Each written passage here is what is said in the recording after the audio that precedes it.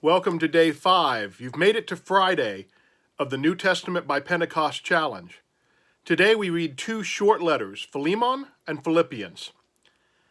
Once thought to have been written in Rome, scholarly consensus is now that Paul wrote both these letters during an imprisonment in Ephesus in the mid-50s. There were Roman prisons and imperial guards throughout the empire, especially in the provincial capitals, so the reference to imperial guard does not necessarily mean Rome. We don't know for sure what happens next between Philemon and Onesimus, although early Christian tradition is that Onesimus eventually became Bishop of Ephesus. Philippi was the capital of ancient Macedonia in northern Greece. According to Acts 16, it was the first city in Europe where Paul founded a Christ community after leaving Asia Minor in the late 40s. Some key insights. Philemon is the only letter in the New Testament addressed to a single specific person, although you can tell it was obviously intended to be read aloud at a house church that probably met at Philemon's home. The letter is highly persuasive, some would even say manipulative. A runaway slave, a very serious offense, has become Christian, and now Paul instructs Philemon to free his new brother in Christ. Notice how the family and relational themes of our recent readings lead to specific application here. How does life in Christ change our relationships? The letter to the Philippians is the most consistently affectionate of Paul's epistles. Note that while Paul hopes to be freed at the end of Philemon, he is uncertain and may even be executed here. Yet the letter is positively joy-filled. It may well have been intended as a sort of last testimony. Many favorite passages are to be found here.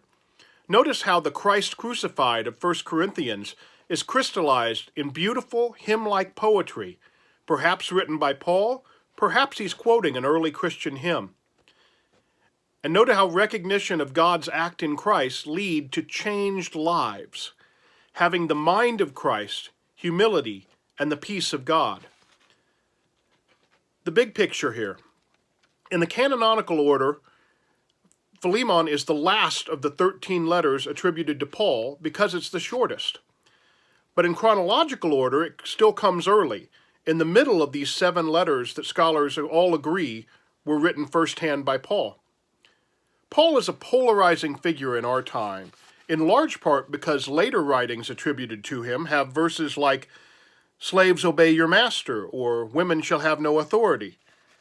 We don't have room here to follow the full argument, but if you're interested, Marcus Borg and Dominic Cresson have a wonderful book called The First Paul that uses Philemon as a case study to demonstrate how Paul himself was what they call a radical visionary, but over time the growing church tamed his message, likely so as to better coexist in Roman society.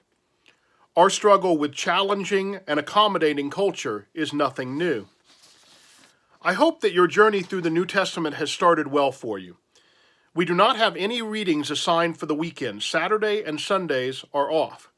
It's time to rest or perhaps catch up, and part of that's because as we're reading the New Testament, remember that the authors of these books all still consider themselves Jewish, and as practicing Jews, they would have observed the Sabbath, a time of rest and worship, from sundown Friday to sundown on Saturday. As the communities grew apart and we eventually became known as Christian, we moved our celebration, our worship, to the first day of the week, to Sunday. So we'll take both Saturday and Sunday off from our reading challenge and come back Monday reading 2 Corinthians. Notice that there's something that has struck me in this time of physical distancing and finding new ways to do church together. And that is that the reason we have the New Testament at all is because of letters like this. Letters that were written at a time when Paul couldn't be everywhere Paul wanted to be.